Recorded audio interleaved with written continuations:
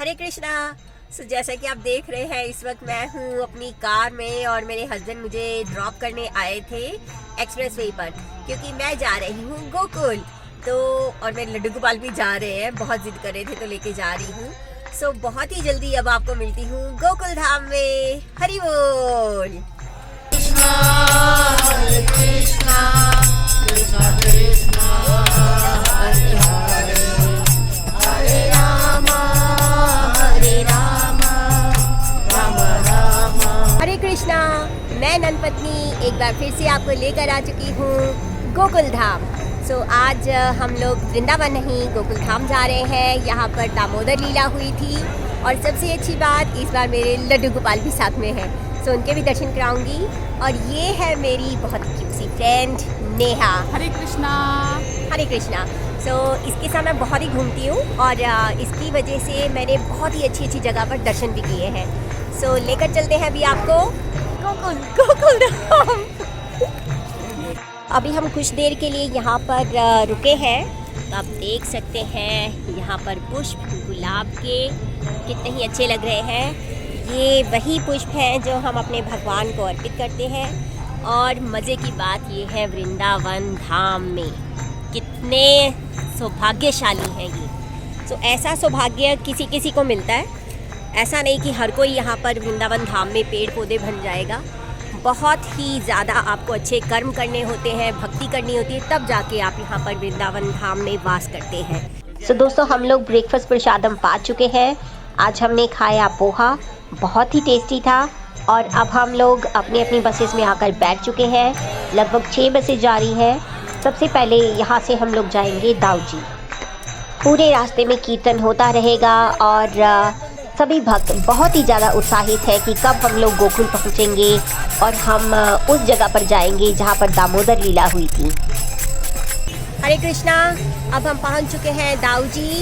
ये बलराम जी का स्थान है, बलराम जी की जगह है। यहाँ पर भगवान बहुत लीला करते थे, बहुत ही मज़े करते थे। इसके बाद हम लोग गोकुल जाएंगे। हमने प्रणाम कर लिया है दाऊजी में और यहीं पर ही मंदिर है, वहाँ पर हम दर्शन करने जा रहे हैं। तो आप देख सकते हैं पूरे रास्ते में बहुत ही कीर्तन होता हुआ आया है, बहुत आनंद आया। एक नीरज प्रभु है वो कीर्तन कर रहे थे, बजरंगी प्रभु कर रहे थे, दूसरी बसेस में भी कीर्तन हो रहा था। लगभग 6 बसेस आई हैं। तो आप देख सकते हैं कितना ज़्यादा रश है। हर कोई कार्तिक पूर्णिमा का लाभ उठाना चाह रहा है। देखिए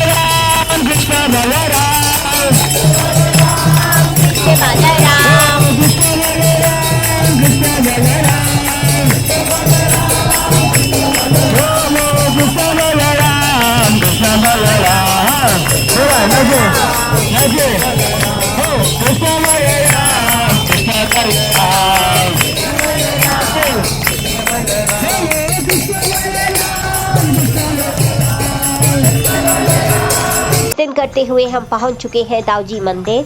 आप देख सकते हैं यहाँ पर माखन मिश्री, इसी का ही भोग लगता है दाऊजी को। दाऊजी का मंदिर लगभग 200 वर्ष पुराना है और इसका आर्किटेक्चर बिल्डिंग बहुत ही अद्भुत है। अगर आप अंदर जाके देखेंगे तो बहुत ही विशाल इसका प्रांगण है और ऐसा लगता है कि कम से कम आधा ब्रज इसमें समा सकता है। तो आप देख सकते हैं कि कैसे कार्तिक पूर्णिमा की वजह से यहाँ पर बहुत ही ज़्यादा क्राउड उमड़ कर आ चुका है। ऑब्वियसली हम लोग भी आगे हैं 6 बसेस में भरकर तो हम लोगों ने भी एडिशन कर दिया है इस क्राउड में। और सब भक्त यही चाह रहे हैं कि कैसे वो बलदेव जी के दर्शन करें और वो उन्हें कृष्ण भक्ति प्रदान करें। सो मंदिर के गर्भगृह में बलदेव जी की और रेवती जी की मूर्ति है। बलदेव जी बड़ी बड़ी आंखों वाले हैं और बहुत ही सुंदर मूर्ति है यहाँ पर। जो रेवती जी है उनकी मूर्ति थोड़ी डिस्टेंस पर है। आपको पहले बलदेव जी के दर्शन करने के बाद रेवती जी के दर्शन करने के लिए जाना होता है। देख सकते हैं मंदिर की दीवारों पर भगवान कृष्ण की लीलाओं का दर्शन, कैसे भगवान कृष्ण और बलराम कंस का उद्धार कर रहे हैं। इसके अलावा और भी बहुत सारी यहाँ पर पेंटिंग्स हैं जो आपका मन मोह लेंगी। सो अभी दर्शन करने के बाद हम जा रहे हैं तुलसी जी की परिक्रमा करने के लिए, जो कि मंदिर के प्रांगण में ही है। इसके बाद हम करेंगे मंदिर की परिक्रमा, लेकिन उससे पहले मैं आपको एक और मंदिर के भी दर्शन करवा देती हूँ, जो कि है साक्षी गोपाल जी का मंदिर। बहुत ही प्यारा मंदिर है। ये मंदिर बिल्कुल दाऊ जी के मंदिर के साथ ही लगा हुआ है। आपको बीच में से ही थोड़ा सा रास्ता देखना होगा, सब्जी मंडी पड़ती है उसके बगल से ही रास्ता निकलेगा। अब आप देख सकते हैं प्राचीन श्री साक्षी गोपाल जी का मंदिर। बहुत ही अद्भुत दर्शन है ये। और अब हमारे भक्तगण और नोएडा के जो ब्रह्मचारी हैं वो सब एक जगह एकत्रित हो रहे हैं और ब्रह्मचारियों ने कीर्तन स्टार्ट कर दिया है, ताकि जो भक्त छूट चुके हैं और जिन भक्तों को मालूम नहीं है कि नोएडा इस्कॉन वाले कहाँ खड़े हैं, वो एक जगह एकत्रित हो जाएं, क्योंकि अब हम करने जाएंगे परिक्रमा। जैसा कि मैंने आपको बताया कि मंदिर बहुत विशाल है, इसलिए हमें इसकी परिक्रमा करते हुए भी कुछ समय लगेगा। दाऊ जी के मंदिर की इतनी महिमा है कि जब औरंगजेब भी आया इस मंदिर पर अटैक करने के लिए तो वो कर नहीं पाया। उसकी सेना ने भी इस मंदिर के सामने घुटने टेक दिए थे। कहते हैं कि मधुमक्खियों ने सेना पर हमला कर दिया, सेना अंधी हो गई थी, इधर उधर गिर रही थी और औरंगजेब भाग गया। उसके बाद औरंगजेब ने माफ़ी मांगने के लिए दाऊ जी के मंदिर पर काफ़ी चीज़ें उनको गिफ्ट भी की थी, जैसे 5 गांव, न कारखाना, इस तरीके की चीज़। तो मंदिर की परिक्रमा में छोटे छोटे मंदिर पड़ रहे हैं जिनके हम दर्शन करते जा रहे हैं। और अब हम बढ़ रहे हैं क्षीर सागर की ओर, जहाँ से जो गर्भगृह की मुख्य मूर्ति बलदेव जी की वो प्रकट हुई थी। तो चलिए अब हम करते हैं क्षीर सागर में आचमन, और जो हमारी जपमाला है उसे भी हम स्नान करवाएंगे। तो ये जो क्षीर सागर है, कहा जाता है कि जब बलदेव जी का जन्मदिन आता है तो ये पूरा का पूरा दूध में परिवर्तित हो जाता है। सो बहुत ही अद्भुत है ये, और इसे देखने के लिए बहुत ही ज़्यादा भीड़ उमड़ कर आती है। मुझे भी ये इसी ट्रिप में मालूम हुआ, और यदि कभी मौका मिला तो मैं भी बलदेव जी के जन्मदिन पर यहाँ पर ज़रूर आऊँगी और आपको इसी क्षीर सागर के दर्शन करवाऊँगी। तो मेरे साथ साथ आप भी आचमन कर सकते हैं। आप मानसिक आचमन कर सकते हैं, जो कि साक्षात आचमन करने के ही बराबर है। इसका फल उतना ही है यदि आप बहुत श्रद्धा से करेंगे। हरे कृष्णा। तो हम लोग पहुंच गए हैं ब्रह्मांड घाट। यहाँ पर भगवान जी ने मिट्टी खाई थी और यशोदा मैया को दर्शन दिए थे पूरे ब्रह्मांड के, तो इसलिए इसका नाम है ब्रह्मांड घाट। यमुना जी है यहाँ पर, यहीं देर ही मेरे लड्डू गोपाल भी स्नान करेंगे। हरि बोल। तो आप देख सकते हैं ब्रह्मांड घाट बहुत ही सुंदर तरीके से बना है ये घाट। बल्कि जब मैं यमुना जी जाती हूँ वृंदावन, तो वहाँ पर मुझे ऐसे घाट नहीं मिल पाते, लेकिन यहाँ पर मैंने पहली बार देखा कि ये बहुत ही अच्छी प्लेस लग रही है जहाँ पर मैं भी स्नान कर सकती हूँ। यूजुअली मैं नहीं करती, लेकिन आज मैं स्पेशली इसीलिए आई हूँ कि मैं यहाँ पर ब्रह्मांड घाट में कार्तिक पूर्णिमा पे स्नान ज़रूर करूँ। इनफैक्ट जब प्रभुपाद यहाँ पर आए अपने शिष्यों को लेकर, तो उन्होंने जब अपने शिष्यों को स्नान करते हुए देखा तो उनका भी मन हो आया था कि मैं ब्रह्मांड घाट में स्नान करूं, तो उन्होंने भी यहाँ पर स्नान किया था। यहाँ पर खड़े होकर बहुत ही डिफरेंट सी फीलिंग का अनुभव हो रहा है। ऐसा लग रहा है जैसे भगवान कृष्ण यहीं कहीं आसपास है अपने बाल रूप में। क्योंकि मैंने कृष्णा बुक पढ़ी है तो मुझे बार बार वो सीन इमेजिन हो रहा है जिसमें प्रभुपाद एक्सप्लेन करते हैं कि कैसे कृष्णा एक टॉडलर की तरह यहाँ पर घूमते थे, माँ यशोदा उनके पीछे भागा करती थी, और कैसे माँ यशोदा ने उनके मुंह में पूरे ब्रह्मांड को देखा। अब मैं जा रही हूँ यमुना जी में स्नान करने के लिए। हल्की हल्की बारिश भी शुरू हो चुकी है और मुझे सुनने में आया कि पानी भी ठंडा है, लेकिन देखी जाएगी।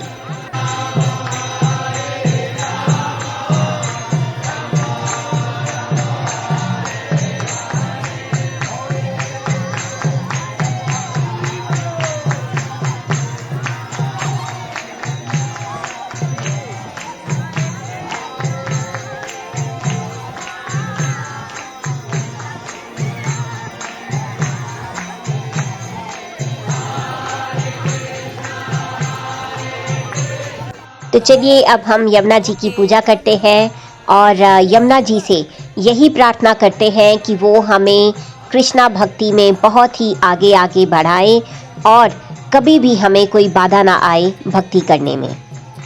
अब मैं अपने लड्डू गोपाल को स्नान कराऊंगी और उसके बाद ब्रह्मांड घाट पर जो मंदिर है उसके दर्शन करूंगी।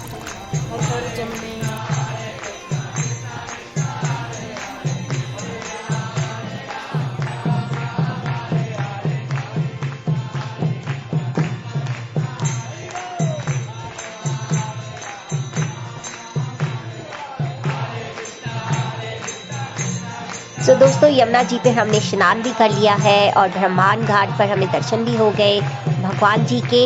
इसके बाद अब हम जा रहे हैं ऊखल बंधन और उसके बाद हम पहुंचेंगे 84 खंबा। इसके बाद हमारा जो प्रोग्राम रहेगा वो है प्रसादम का और फाइनली हम लोग जाएंगे रमन। हरे कृष्णा। तो हम लोग पहुंच चुके हैं ऊखल बंधन। बहुत ही रिस्क लेकर मैं ये वीडियो बना रही हूँ क्योंकि बंदर भी यहाँ पर बहुत ज़्यादा है। तो यहाँ पर यशोदा मैया ने ऊखल से बांधा था हमारे भगवान जी को। तो ये वही जगह है जहाँ पर दामोदर लीला हुई थी। हम लोग यहाँ पर दामोदर अष्टकम गाएंगे और दीपदान करेंगे और यहीं पर ही पंडित जी हमें दामोदर लीला भी सुनाएंगे। सो एंट्री करते ही बिल्कुल सामने यमुना जी का मंदिर है। हम यमुना जी के मंदिर पर प्रणाम करेंगे और उसके बाद हम प्रॉपर जो मंदिर है जहाँ पर ऊखल रखा हुआ है उसके दर्शन करेंगे। लेकिन उससे पहले हमें पंडित जी कथा सुनाएंगे दामोदर लीला और उसके बाद होगा दामोदर अष्टकम। उसके बाद हम करेंगे दीपदान और दीपदान करते हुए ही हम लोग दर्शन करेंगे उस ऊखल के। रश काफ़ी है इसलिए मैं बिल्कुल पीछे हूँ। काफ़ी दूर दूर से भी लोग आए हुए हैं जैसे कि चंडीगढ़, गुजरात और भी पंजाब के कुछ इलाकों से। जहाँ जहाँ पर भी वैष्णव हैं और गोड़िया मठ के लोग हैं वो सब यहाँ पर दर्शन करने के लिए आए हुए हैं। जय यमुना मैया। अब मैं जाऊँगी गौ सेवा के लिए। मैंने एंट्री पर ही देखा कि एक गैया बंधी हुई थी और यहाँ पर ब्रजवासी जगह जगह पर, यानी कि पीछे से भी रास्ते में जहाँ से भी हम आ रहे थे सब जगह ब्रजवासी बैठे हुए थे और गाय का जो फेवरेट फूड है कुछ उन्होंने आटा और दाना वाना मिलाकर कुछ गोले बना रखे हैं, यही हम गाय को खिलाएंगे। जय गौ माता। तो मुझे गौ माता बहुत ही अच्छी लगती है। इनफैक्ट नोएडा में भी जो हमारी सोसाइटी के आसपास गाय वगैरह घूमती रहती है मैंने सभी के कुछ ना कुछ नाम डाल रखे हैं। तो आप देख सकते हैं ये गाय का तो लग रहा है पेट भरा हुआ है, तो हम दूसरी गाय को ही खिलाएंगे। बहुत ही मज़ा आ रहा है, बहुत ही आनंद आ रहा है। कितने प्यार से गाय खा रही है। अब मैं करूँगी परिक्रमा और फिर मैं चलती हूँ दामोदर अष्टकम जहाँ पर होने वाला है उस तक मैं जाऊँगी।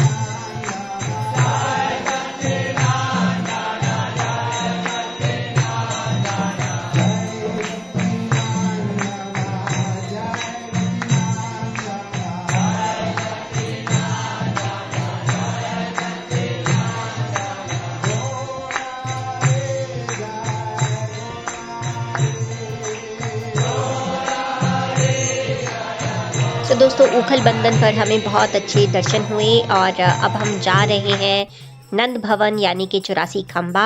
यहाँ पर महल में जो 84 खंबे हैं वो ब्रह्मा जी ने बनवाए थे और माना जाता है कि यदि आप वो 84 खंबों को टच कर लेंगे या फिर आलिंगन करेंगे उनका, आपको कभी भी 84 योनियों में से नहीं निकलना पड़ेगा।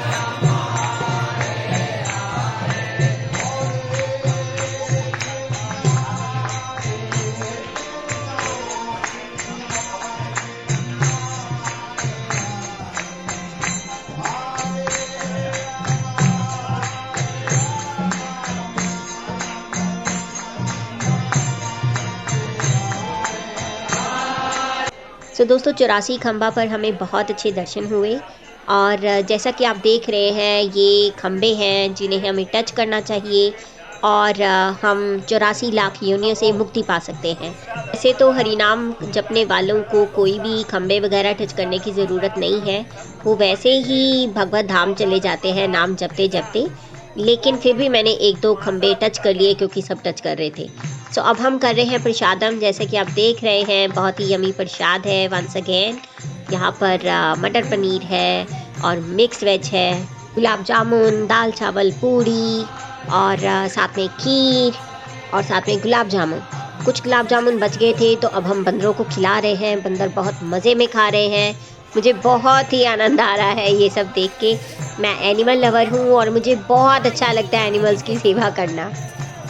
सो इतना स्वादिष्ट प्रसादम पाने के बाद अब चला ही नहीं जा रहा है, लेकिन हम लोगों को रमन रेती जाना है। रमन रेती वो जगह है जहाँ पर भगवान कृष्ण बलराम अपने सखाओं के साथ खेला करते थे और रेत में लोट पोट हुआ करते थे। सो भालू ही भालू है वहाँ पर, यानी कि जैसे ब्रजरज है, आप उसमें लोट वोट हो सकते हैं और ये बहुत ही शुभ माना जाता है। कहा जाता है कि अगर आप लोट पोट होते हैं तो आपको बहुत मर्जी मिलती है भगवान की, क्योंकि भगवान वहीं पर ही बहुत मस्ती किया करते थे। सो एक मंदिर भी है रमन रेती पर, पहले हम इसके दर्शन करेंगे और उसके बाद हम उसी जगह पर जाएंगे जहाँ पर रमन रेती में हमें लोट पोट होना है।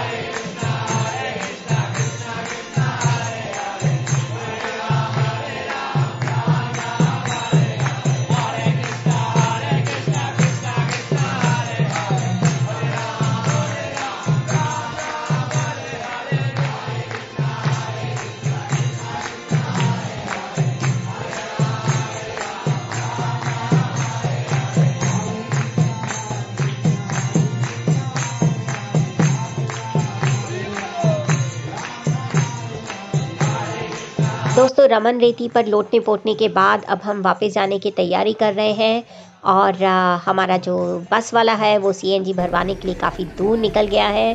सो हम लोगों को थोड़ा वेट करनी पड़ेगी। इसी बहाने हम धाम में कुछ और टाइम स्पेंड कर सकते हैं। सो उम्मीद है कि आपको बहुत अच्छे लगे होंगे ये सारे के सारे दर्शन। इसी तरीके से मैं आपके लिए और दर्शन लेके आती रहूँगी। हरे कृष्णा।